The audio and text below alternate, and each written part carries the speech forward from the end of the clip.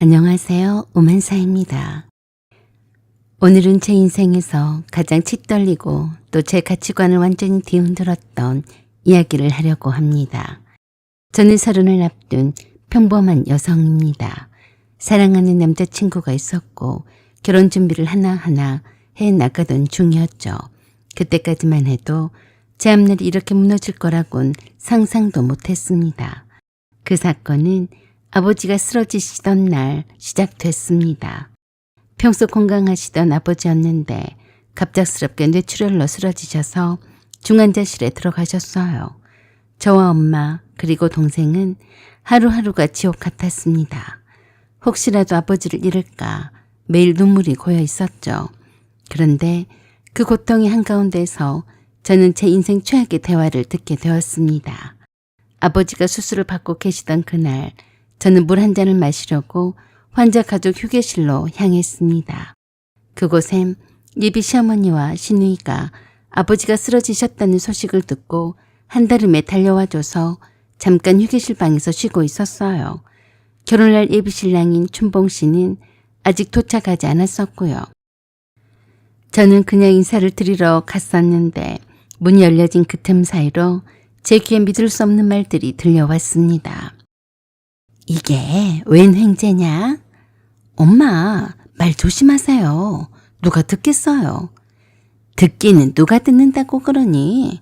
다들 중환자실 앞에 있는데 그러냐? 그래도요. 라며 신우이가 문 쪽으로 살짝 쳐다보는 듯 했습니다. 그러더니 예비 시어머니가 말을 거침없이 이어가더라고요. 내 아들이 사주팔자가 좋더니 이런 횡재수가 있었구만. 아니, 저렇게 뇌출혈로 쓰러지면 곧바로 사망이 아니냐? 결혼을 앞두고 우리 조상님이 우리한테 큰 복을 주신 거야. 제 오빠도 죽었다면서? 그럼 유산은 고스란히 저희가 다 받는 것이 아니냐? 처음엔 잘못 들은 줄 알았습니다. 하지만 이어지는 말들은 차라리 제 귀가 잘못되길 바랄 정도로 충격적이었어요. 내 환갑에 너희들이랑 유럽여행 가겠구나. 네 오빠가 받을 유산이 30억 정도 되지 않냐? 순간 제 손에서 종이컵이 덜컥 떨어질 뻔했습니다.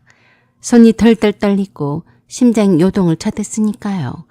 제 아버지가 죽을 수도 있는 상황에서 그 사람들은 아버지의 유산 이야기를 하고 있었습니다. 저는 얼어붙은 채 그 자리에 서 있었습니다. 예비 시어머니는 정말 좋아 죽을 듯한 표정이었어요. 신우이는 옆에서 키득거리며 맞장구를 쳤습니다. 30억이면 뭐 집 한 채는 사주겠지? 오빠는 좋겠다. 결혼과 동시에 30억을 손에 쥐다니. 엄마 말대로 오빠 사주가 좋긴 하나 봐. 그러게 말이다. 어차피 사람은 한 번은 죽는 것이다. 뇌출혈로 쓰러졌으면 다 산 거야. 수술로 겨우 살아난다고 해도 얼마 못 살 거다. 차라리 죽는 게 낫지. 안 그러냐? 자식 고생 안 시키고 곱게 죽어야지. 그게 남 가족들한테 좋은 법이지. 암. 그때 느낀 감정은 분노도 슬픔도 아니었습니다. 그저 믿을 수 없다는 절망이었습니다. 이렇게나 형편이 없는 시대 식구들일 줄은 꿈에도 몰랐거든요. 내가 왜 이런 사람들인지 진작에 몰랐을까. 내 머리를 쳐대고 싶더군요. 제 아버지가 사경을 헤매는 순간 저들의 머릿속엔 오로지 돈 그리고 유산뿐이었습니다. 그날 이후 저는 달라졌습니다. 더 이상 예비 시가라는 이름으로 그들을 존중할 수 없었어요. 그리고 제 옆에 있는 남자, 그가 정말 내 편일까? 의심이 들기 시작했습니다. 저는 그날 밤 중환자실 앞 의자에 앉아 울면서 스스로에게 다짐했습니다. 이 사람들, 내 아버지의 죽음을 기뻐한 저 사람들, 내가 반드시 대가를 치르게 할 거야. 그 다짐은 단순한 분노가 아니었습니다. 제 인생의 목표가 되어버렸습니다. 아버지가 뇌출혈로 쓰러져 중환자실에 계신 상황, 그 와중에 예비 시어머니와 신우의 대화를 듣고 저는 완전히 무너져 내렸습니다. 그날 이후 제 눈의 시댁은 사람이 아닌 괴물처럼 보였습니다. 하지만 문제는 제 곁에 있는 그 사람, 즉 예비 신랑이었어요. 저는 그에게 이 사실을 털어놔야 할지 망설였습니다. 혹시라도 그도 같은 부류라면 어떡하지? 그 두려움이 저를 짓눌렀습니다. 며칠 뒤 저는 결국 말을 꺼냈습니다. 춘봉 씨, 나 휴게실에서 네 엄마랑 여동생 얘기하는 걸 들었어. 웬 행제냐면서 좋아 죽고 못 살더라. 제 목소리는 떨리고 있었고 심장은 미친 듯이 뛰고 있었어요. 그런데 그 사람의 반응은 너무 어이가 없더군요. 에이, 당신 잘못 들은 거다냐? 우리 엄마가 그런 말씀을 왜 하셔? 상황 예민하니까 괜히 오해한 걸 거야. 오해라고 했어? 내가 왜 그런 걸 오해를 해? 내 말을 믿지 않는 거야? 아니면 믿지 않겠다고 맘을 먹은 거야? 춘봉 씨도 자기 가족이니까 손이 안으로 굽는 거네. 그렇지? 그러자 막 화를 냈습니다. 내가 그럴 리가 없다는데 왜 그래? 네가 지금 장인어른 때문에 무척 예민해 있는 거는 알겠지만 우리 식구들을 그런 나쁜 사람으로 몰고 가지 마. 우리 엄마랑 춘이가 절대로 그럴 리가 없어. 네가 잘못 들은 거야. 그러니까 다시는 내게 그런 말 하지 마. 알았어? 참 이해가 되지 않았습니다. 준봉 씨는 내가 잘못 들었다고 어거지를 쓰고 있지만 사실이었어도 그냥 없는 일처럼 하란 말 같았습니다. 참 실망이었어요. 그 어미의 그 딸의 그 아들이었습니다. 그 DNA가 어디로 갔겠어요? 그래도 저는 화가 나서 말했었죠. 내가 직접 들었어. 이게 웬 횡재냐고 했어. 30억 유산을 받아서 좋겠다며 네 여동생이 너를 부러워하더라. 어떻게 내가 아빠한테 받을 유산이 30억인 줄 알았지? 나도 모르는데 말이야. 너도 내가 받을 우리 아빠 유산 때문에 나랑 결혼을 하려고 했니? 그러자 춘봉 씨가 더욱더 화를 내고 난리였어요. 너 계속해서 그럴 거야? 왜 하지도 않은 말을 했다고 우기는 거야? 내가 엄마랑 춘이한테 물어봐서 아니라고 하면 어쩔 거야? 어이가 없더라고요. 아니라고 하면 그 입을 찢어버려야지. 어쩌긴 뭘 어째? 내가 홧김에 독설을 내뱉자 그러더라고요. 너 제정신이 아니구나. 감히 누구 입을 찢으라고 하는 거야? 왜 내 말을 안 믿어? 너도 잘할 것이 아니니? 네 엄마이고 네 여동생이니까 속으로 뜨끔한 거지? 정신 차려. 네가 그냥 헛것을 들은 거야. 내가 우리 엄마랑 춘이한테 혹시 모르니까 물어보긴 하겠지만 절대로 그럴 사람이 아니야. 어떻게 장인어른이 저렇게 언제 돌아가실지 모르는 상황인데 그런 무지막지한 말을 하겠어. 그건 사람도 아니지. 그래? 그럼 네 어머니가 아까 연락이 왔었다. 지금 오시겠다고 했어. 조금 후에 오실 텐데 네가 환자 가족 휴게실로 모시고 가서 한번 여쭤봐. 그런 다음에 다시 얘기해 볼래? 그래, 그럼 그렇게 하자. 진정하고 우리 엄마가 그렇게 나쁜 사람이 아니야. 대신에 조건이 있어. 뭔데? 이건 고성 녹음기인데 네가 네 어머니랑 나누는 대화를 전부 다 녹음을 해와. 그래야 내가 믿지. 네가 아니라고 하면 그만이 아니니? 뭐? 꼭 이렇게 해야겠어? 네가 내 말을 믿지 않고 내가 헛것을 들었다고 나만 잡으니까 하는 말이야. 나는 너를 못 믿고 너도 나를 못 믿으니 이렇게 해야 서로 공평하지 않겠어? 그러자 마지못해 알았다고 했습니다. 나는 그런 춘봉 씨를 믿지 못해서 무선으로 작동이 되는 녹음기를 따로 준비해 두었습니다. 드디어 기다리고 기다리던 예비시모가 병원에 도착을 해서 그러더라고요. 아이고, 내가 좀 늦었지. 전복죽을 쏘아서 오느라고 그랬다. 사 먹는 밥이 소화도 잘 안 될 텐데 안 싸돈이랑 네가 내일 아침까지 먹을 수 있게 넉넉히 해왔어. 힘내라 아가야 라며 호들갑스럽게 생색을 오지게 내게 내더라고요.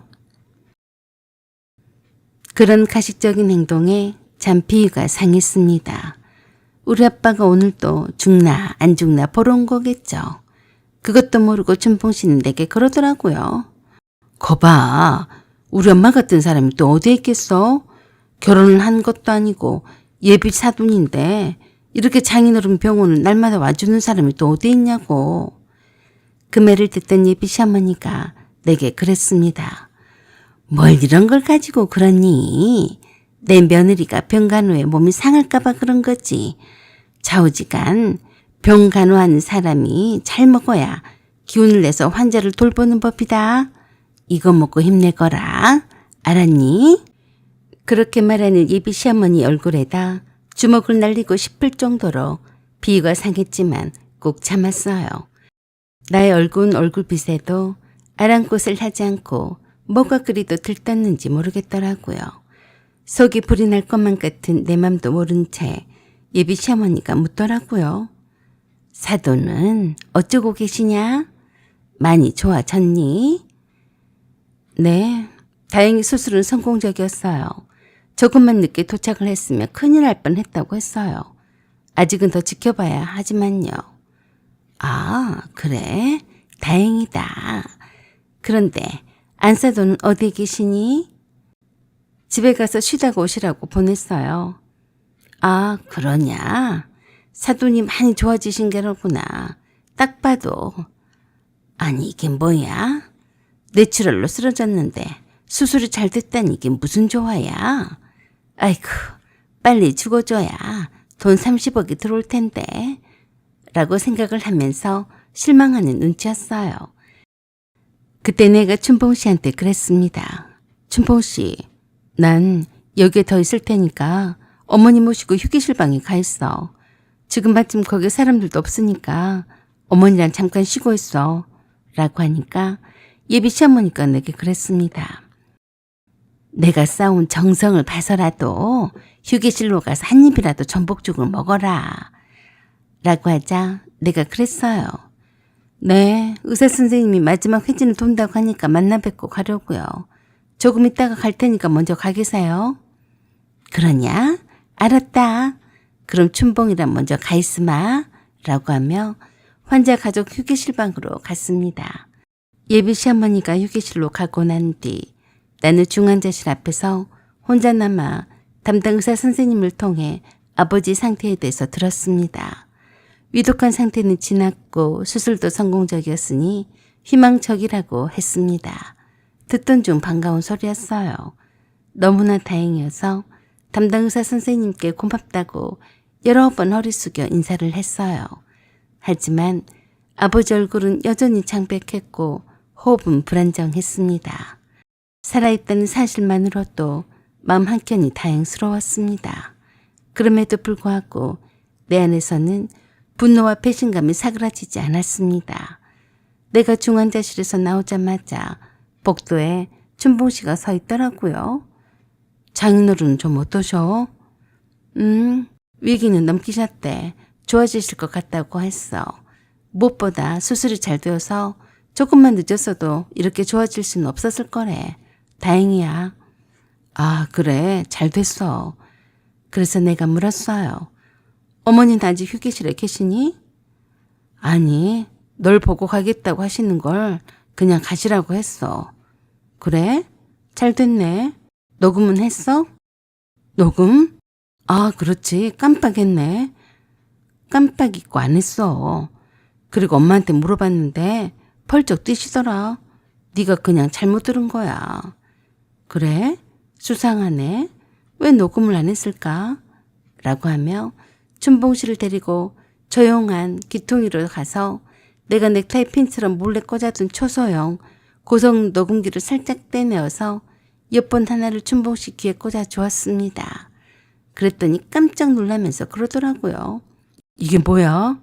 뭐긴 뭐겠어. 춘봉 씨가 녹음을 안 할 것을 대비해서 내가 몰래 준비한 거야. 일단 틀어놔 보자. 네 말이 사실인지 아닌지는 곧 알게 되겠지. 그러자 춘봉 씨 얼굴이 하얗게 변하는 것을 바로 알 수 있더라고요. 너무한 거 아니냐? 날 속이고 꼭 이렇게 해야 했어. 일단 드러나 보고 말하자. 라고 하며 춘봉 씨와 예비 시어머니가 나누는 대화를 녹음이 된 것을 들었습니다. 녹음 내용은 바로 다음과 같았어요. 아까 중환자실 복도 소파에서 춘봉 씨와 예비 시어머니가 환자 가족 휴게실로 향하는 장면부터였습니다. 휴게실 문을 여는 소리가 들리더니 대번에 예비 시어머니가 춘봉 씨에게 그러더군요. 아이고 어쩌냐? 네 장인이 깨어나면 어쩌냔 말이다. 엄마 그게 무슨 말이세요? 아니 네 장인이 깨어나면 뭐하냐? 나이도 잡술 만큼 잡섰고 살 만큼 살았으니까 조용히 가셔야지. 저렇게 산송장처럼 있어봤자 좋을 것은 하나도 없어. 엄마 혹시라도 그런 말은 하진 않으셨겠죠? 그런 말을 하는 사람이 어디 있어요? 엄마 같으면 엄마가 뇌출혈로 쓰러지면 우리가 엄마 차라리 고통을 받지 말고 빨리 갔으면 하고 바랬으면 좋겠어요. 어떻게 그런 말을 하세요?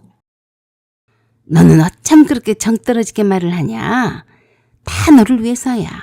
저 노인네가 빨리 죽어야 네가 돈이 생겨. 뭘 알고나 말을 해라. 엄마 진짜로 엄마가 춘이랑 여기서 장인어른이 빨리 죽어야 한다고 했어요? 30억 유산을 받아야 한다면서 여기서 그런 말을 했냐고요? 아니 네가 그걸 어떻게 알았냐? 춘이가 너한테 그러더냐? 아이고 엄마 나 죽는 걸 보고 싶어요? 설마 했는데 진짜였어요? 서리가 여기로 들어오려다가 다 들었대요. 그래서 나한테 말했는데 내가 그럴 리가 없다고 우겼다고요. 뭐? 서리가 들었다고? 아이고 이를 어쩌냐? 진짜냐? 그럼 가짜로 말하겠어요? 라고 까지 듣고 내가 멈췄습니다. 그리고 춘봉씨를 아주 벌레 보듯이 쳐다봤어요. 그러자 춘봉씨가 벌벌 떨며 내게 싹싹 빌었습니다. 미안해. 우리 엄마랑 춘이가 한 말은 내가 대신해서 사과할게. 그냥 별 뜻은 없으셨을 거야. 엄마도 사람인데 설마 장인어른이 빨리 죽기를 바랬겠어? 서리야 정말 미안하다. 내가 이렇게 이중으로 녹음기를 춘봉씨한테 달아놓지 않았다면 끝까지 내가 잘못 들은 것처럼 할 뻔했네. 그렇지? 아니야. 내가 그럴 사람이니? 오늘 보니까 네가 그럴 사람이네. 네 엄마나 네 여동생이나 너나 그 나물에 그 밥이니까 다를 게 있겠어? 그렇게 말하지 마. 우리 엄마랑 춘이가 말실수를 한 걸 가지고 너무 그러지 마. 없는 데서 무슨 말이든 못하겠어. 그래? 그럼 내가 안 듣게 했었어야지. 2번씩이나 듣게 했잖아. 너랑은 이젠 끝이야. 네 엄마랑 네 여동생을 내 앞에 데리고 와서 정식으로 잘못했다고 빌라고 해. 그렇지 않으면 네 아버지 회사랑 네 여동생 회사랑 네가 다닌 회사에 다 뿌려버릴 거니까. 나 알고 보면 무서운 여자야. 한번 헷가닥하면 끝장을 보는 여자야. 네가 나를 사귈 동안 내가 헷가닥하는 것은 한 번도 못 봤을 거야. 그러니까 네가 나랑 결혼을 하려고 한 거겠지. 내가 이전에 한 번도 보여주지 않았던 섬뜩한 얼굴로 말을 하자 봉춘 씨가 내 2손을 잡고 사정을 했습니다. 정말 미안하다. 무섭게 그러지 마. 내가 이렇게 용서를 빌잖아. 라고 하면서 내 앞에 무릎을 꿇는 신용을 했습니다. 내일 하루 시간을 줄게. 내 앞에 네 엄마랑 네 여동생이 무릎을 꿇고 진심을 다해서 잘못을 빌면 생각은 해볼게. 라고 하고 봉춘 씨를 돌려보냈습니다. 하지만 다음 날에 봉춘 씨도 봉춘 씨 어머니도 봉춘 씨의 여동생은 꽃배기도 비치지 않았습니다. 그래서 다음 날 예고한 대로 봉춘 씨 아버지인 예비 시아버지의 회사 앞에다 대자보를 여러 장 붙여버렸습니다. 일당으로 사람을 사서 하루 종일 대자보를 크게 들고 출근 시간과 퇴근 시간에 서 있게 했습니다. 또한 예비시댁 아파트 입구에도 사람을 사서 대자보를 들고 있게 했어요. 봉춘 씨의 여동생이 다니는 조그만 회사 앞에서도 그렇게 입간판을 들고 서게 했어요. 물론 봉춘 씨가 다닌 회사 앞에서도 그렇게 1인 시위를 하게끔 했습니다. 제가 한번 열이 받아서 한다고 하면 끝까지 가는 사람이었습니다. 사람 잘못 건드린 거예요. 그걸 두고 어떤 이들은 유난을 떤다고 하실지도 모릅니다. 당사자가 없는 데서는 무슨 소리를 못할까? 라고 하실 거예요. 그런데 어쩝니까? 내가 들어버렸으니 말이죠. 그러면 사람이라면 상응한 사과를 해야 하지 않을까요? 사과도 마다했으니 나도 할 만큼은 해야죠. 예비시댁 아파트 앞에서는 그렇게 썼습니다. 아파트 주민 여러분, 여기 주민인 101동 1025호에 사는 김말자 여사가 위독한 상태인 예비 사돈에게 유산받을 30억에 눈이 뒤집혀서 병혼난을 와서 빨리 죽으라고 악담을 했습니다. 이런 사람 같지 않은 사람을 규탄합니다. 그 아파트에서 30년 가까이를 살던 김말자 여사가 동네에서 고개를 들고 다니지 못하게 하려던 생각이었어요. 또 봉준 씨 아버지도 회사에서 소문이 나서 곧바로 출근과 동시에 반차를 쓰고 나와서 봉준 씨 어머니와 봉준 씨에게 자초지종을 들었던 모양이었습니다. 그래서 그날 저녁에 봉준 씨 아버지가 봉준 씨 어머니와 봉준 씨와 봉준 씨의 여동생까지 끌고 와서 내 앞에 무릎을 꿇게 했습니다. 봉준 씨 아버지가 맨 먼저 내 앞에 무릎을 꿇었어요. 엄마는 그 내용을 잘 몰라서 깜짝 놀라서 그랬습니다. 아니, 사돈, 왜 이러세요? 라고 말리자 내가 그런 엄마한테 그랬어요. 엄마, 이젠 사돈도 아니니까 사돈이라고 말도 하지 마세요. 그러자 엄마가 저를 나무라셨어요. 아니, 무슨 일이길래 그러니? 아무리 그래도 어른이 나이 어른 사람한테 이렇게 무릎까지 꿇다니? 이런 법은 없다. 어서 일어나라고 하지 않고 뭐해? 엄마는 가만히 계세요. 봉준 씨 어머니는 왜 그러고 계세요? 그리고 춘희 씨는 왜 그러고 있어요?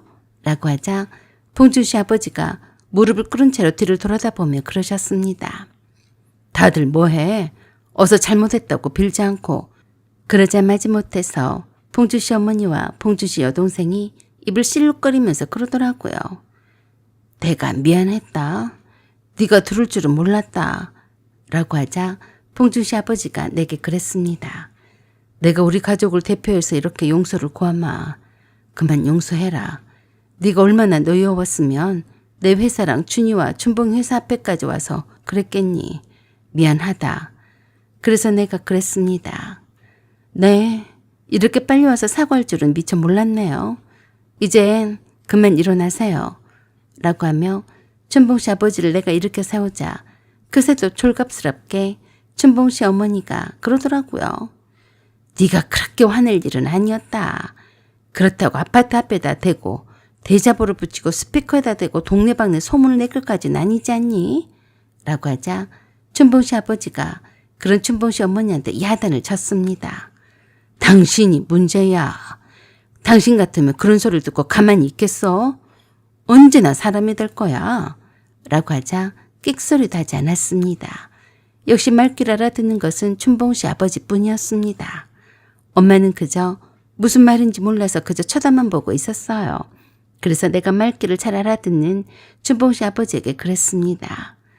이왕 이렇게 된 거 파혼인데요. 귀책 사유는 춘봉 씨 어머니에게 있는 거니까 결혼식 취소로 인한 모든 비용은 물어주셔야겠어요. 알았다. 내가 책임지고 그렇게 하마. 그리고 또 한 가지가 있어요. 뭐냐? 다시는 춘봉 씨나 어머니나 준희 씨가 내 눈앞에 안 나타났으면 좋겠어요. 그러자 춘봉 씨가 난리였습니다. 여기까지 와서 아버지가 무릎까지 꿇었는데 파혼할 거야? 우리 엄마랑 내 동생을 용서를 해줘. 파혼은 너무해. 그 말에 엄마도 놀라셨습니다. 아니, 도대체 뭔 일이길래 파혼이야? 엄마는 열받아서 쓰러지면 안 되니까 나중에 말해줄게요. 아무튼 파혼이에요. 엄마가 두 손으로 머리를 감싸면서 놀라워했습니다. 그러면서 그러셨어요. 설이야, 난 네 아버지 걱정만 해도 머리가 터질 지경이다. 제발 박서방이 뭘 잘못했는지는 몰라도 적당히 좀 해라. 그래서 내가 춘봉 씨 아버지한테 또 그랬습니다. 제가 지금 하신 말씀을 다 녹음을 했으니까 나중에 딴 말 하지 마세요. 그럼 이젠 다들 돌아가 주세요. 라고 하자 그냥 그대로 돌아갔습니다. 춘봉 씨가 내게 다시 다가와서 뭐라고 하려고 하자 춘봉 씨 아버지가 그런 춘봉 씨를 강제로 끌고 데리고 나갔습니다. 그 뒤로 좀 피곤하게 춘봉 씨가 연락을 해왔지만 모른 척 해버렸더니 제풀에 꺾였는지 다시는 연락을 해오지 않았어요. 그렇게 우리는 파혼을 했고 아빠의 건강은 나날이 좋아졌습니다. 아직도 엄마와 아빠의 건강을 위해서 내가 왜 파혼을 하게 되었는지는 말을 해주지 않았어요. 단지 그럴만 해서 그랬다고만 했습니다. 예비시댁의 추악한 본심, 그리고 아버지의 죽음을 가볍게 여기던 그들의 태도를 내가 그때 우연하게 엿듣지 못했다면 어땠을까요? 생각만 해도 끔찍하네요. 하늘이 도왔다고 생각합니다. 사연은 여기까지입니다. 구독과 좋아요, 알림 설정 부탁드려요. 감사합니다.